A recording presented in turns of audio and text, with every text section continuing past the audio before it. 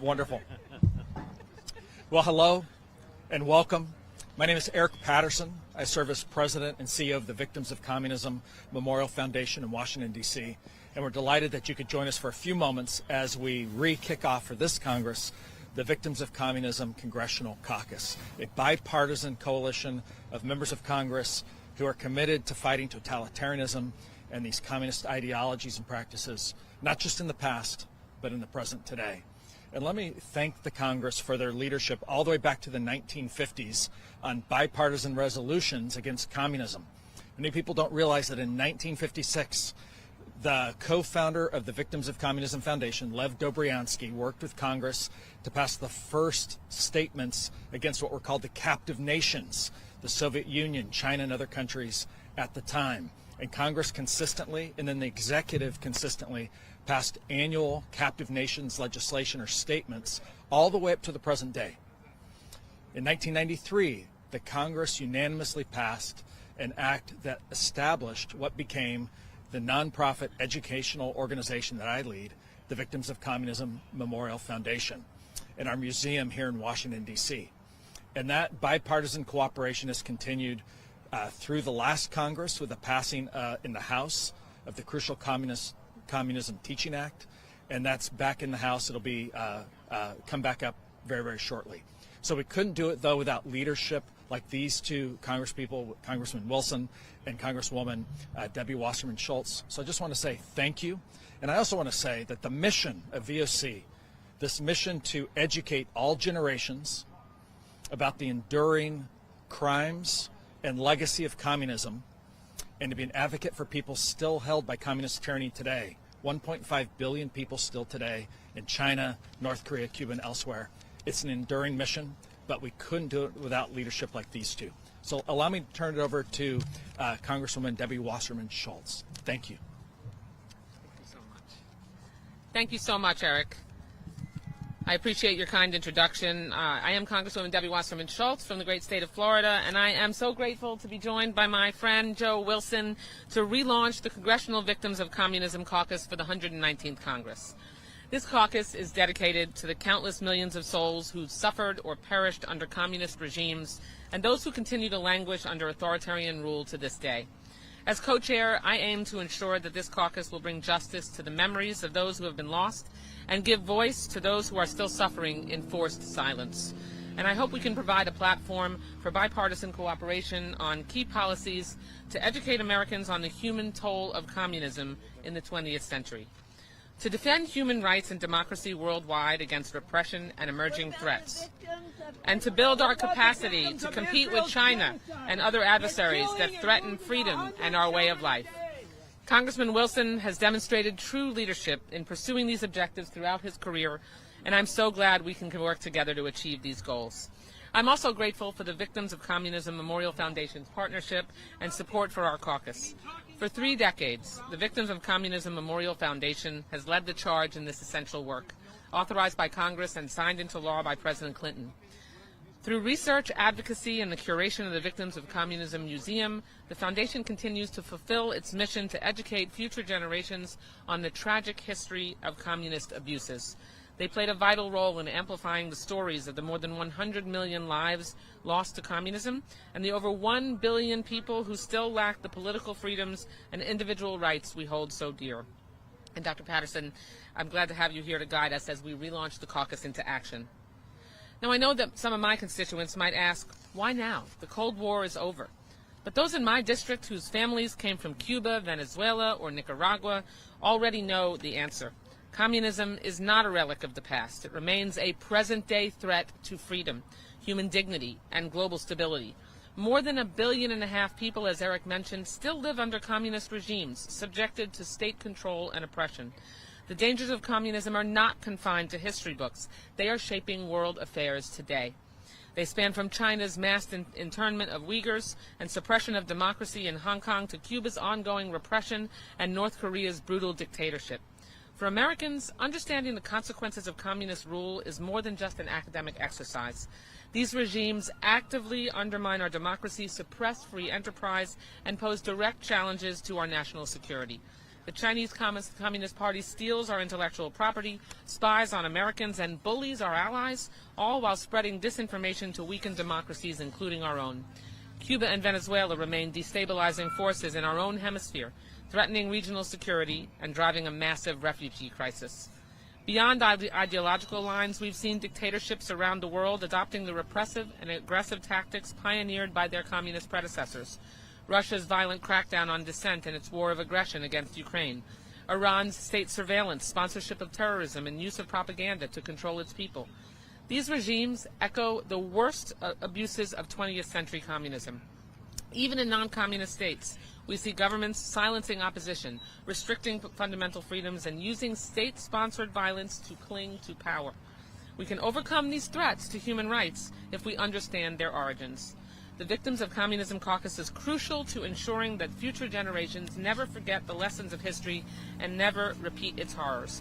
It is our responsibility to amplify the voices of those who have suffered under communism, support dissidents and pro-democracy movements, and counter autocrats threatening freedom across the globe. To me, that means restoring programs like Voice of America and Radio Marti, which provide truthful reporting to counter disinformation in nations that close off access to objective news. It means resuming support for pro-democracy organizers and freeing political prisoners in Venezuela and Cuba. It means bolstering our democratic allies from Taiwan to Ukraine to Guyana who face the threat of aggression. And it means urging our colleagues to lead with strong, effective, and compassionate governance as a model for the world. By launching this caucus, we reaffirm America's commitment to resisting autocratic regimes whose actions are incompatible with the values we cherish. The fight for freedom continues, and I hope that my Democratic and Republican colleagues will join Congressman Wilson and myself to meet this moment. I'm confident the Victims of Communism Caucus can and will serve as a home base for this generational struggle against oppression. Thank you so much for having me. You're here. And now it's my pleasure to introduce my colleague and friend from South Carolina, Joe Wilson. And thank you very much, co-chairwoman, and what an honor to be here with Congresswoman Debbie Wasserman Schultz. And it's so meaningful for her to be here because she has such a constituency of people who've had to flee Cuba to see the totalitarian state, to see the people who've had to flee Venezuela as a dictatorship is emerging in Nicaragua. So just by being here with her, she lives this every day, and that is that we need to never forget the atrocities of communism. And then I'm really grateful to be here with Hunter Yoon. Hunter his heritage is Korean, and there's no better example of the contrast between the success of democratic capitalism and the failure of communism than the Korean Peninsula. And so I am the only member of Congress who's actually had the opportunity to visit Pyongyang, North Korea. I saw the oppression. And then you go to South Korea and you see one of the wealthiest countries on earth, and a country that was ashes. And now South Korea is such a dynamic and positive influence. But you just need to look at a map and pictures. You need to look up the picture of the Korean Peninsula at night. And that is that at the 39th parallel south, it's vibrant with electrical impulses of every kind. And then if you look to the north of the 39th parallel, it looks like there's nothing there. That it's but between the 39th parallel and the People's Republic of China and the Russian Federation, it looks like an ocean. No, that's where the oppressed people of North Korea live. And so, indeed, it should never be forgotten that as we're facing history and the horrors of communism, it still is present, and we want to give hope to the people who are oppressed around the world. Communist atrocities of mass murder should never be forgotten. I'm grateful to be here with my co-chairman, Debbie Wasserman Schultz from Florida, and Dr. Eric Patterson, the president and CEO of the Victims of Communism Memorial Foundation, to announce the relaunch of the Victims of Communism Caucus. This caucus is much needed to remind all of us of being an anti-communism supporter, to oppose communism. It's not left, right, or center. It's a moral imperative about fighting for freedom against the ideology that is objectively evil and continues to oppress more than 1.5 billion people around the world. The fight is among all of us who value liberty, justice, and historical truth. The atrocities of communism must never be forgotten. Over the last century, communism has resulted in the deaths of more than 100 million people worldwide, not in war, but through starvation, labor camps, purges, firing squads, and total state controls. They were not unfortunate side effects. They were the features of the system itself, hallmarks of an ideology built on lies and enforced by terror. I have my whole life been so inspired by the courage of people resisting communism. Really, for me, it began in 1956 to see people standing in front of Soviet tanks in Budapest, and then to meet heroes like Congressman Tom Lantos, who grew up in Budapest and had to face what was occurring at that time. And from that, we now have the circumstance of having, and to me, the patriots of Cuba that so often in 1961 have stood up for freedom and democracy. And additionally, I'm really grateful that I was involved in a political campaign in 1963 with Barry Goldwater. Why not victory? And the point of this is to victory over worldwide communism. And as a teenage volunteer for the Goldwater campaign, it was unique. In fact, something that Ms. Wasserman Schultz knows, Hillary Clinton was a Goldwater girl in Illinois. And so we just know that what Barry Goldwater proposed, which Ronald Reagan was ultimately able to achieve, and that is victory over communism. And some would like to reframe communism as a noble idea gone wrong, a utopian dream that simply failed in execution. History is clear. Communism has failed not because of poor implementation, but because it's inherently flawed. It denies human nature, it denies the dignity of the individual, and it denies the moral foundations of a free society. I have lived with my colleagues to have the opportunity to be an election observer in 1990 in Bulgaria, where I saw in the first post-communist election the dream that I had of freedom for the people of Bulgaria all the way to Estonia, Latvia, Lithuania.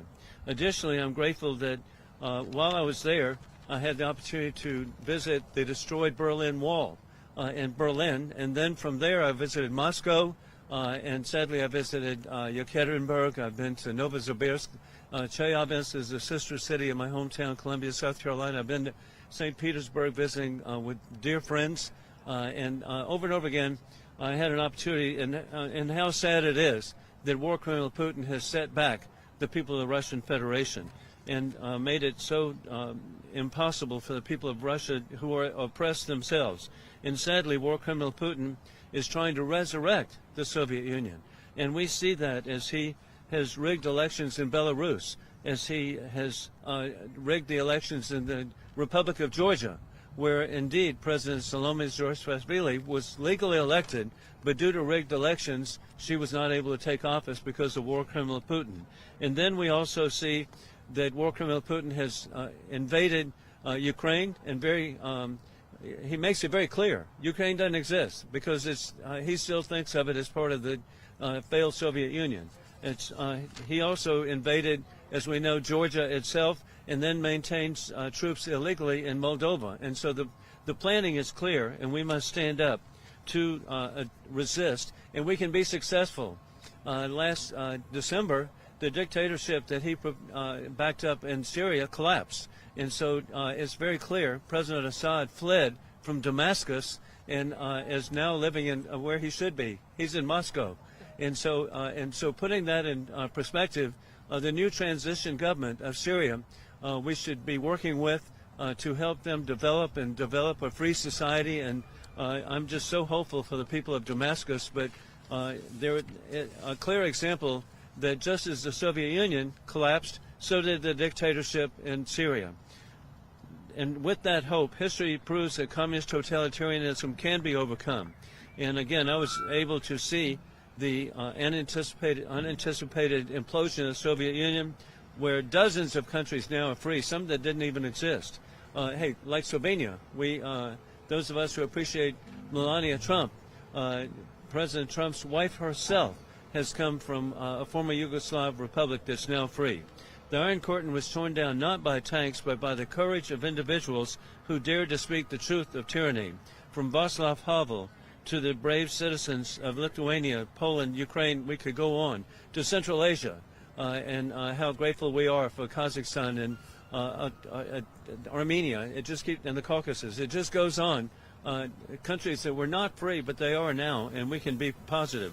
A hope of overcoming communist totalitarianism is historically vindicated with the unanticipated implosion of the totalitarian state in dozens of countries, and tens of millions of people now live in freedom and can travel and be able to have fulfilling lives, and for the young people in particular, can have meaningful lives. And so I want to thank Dr. Patterson. I want to thank my co-chair, Debbie Wasserman Schultz. We look forward to, indeed, reminding people in history of the danger of the Soviet Union and the danger of being resurrected and the dangers of communism. Thank you. Well, with that, I thank you for your attendance at this event today, and my sincere thanks to the Congressman and the Congresswoman for their support of this. Thank you very much. Thank you so much. Thank you, Dr. Patterson. Let's get a good picture now. Yeah, sure. I've never seen Debbie look quite this.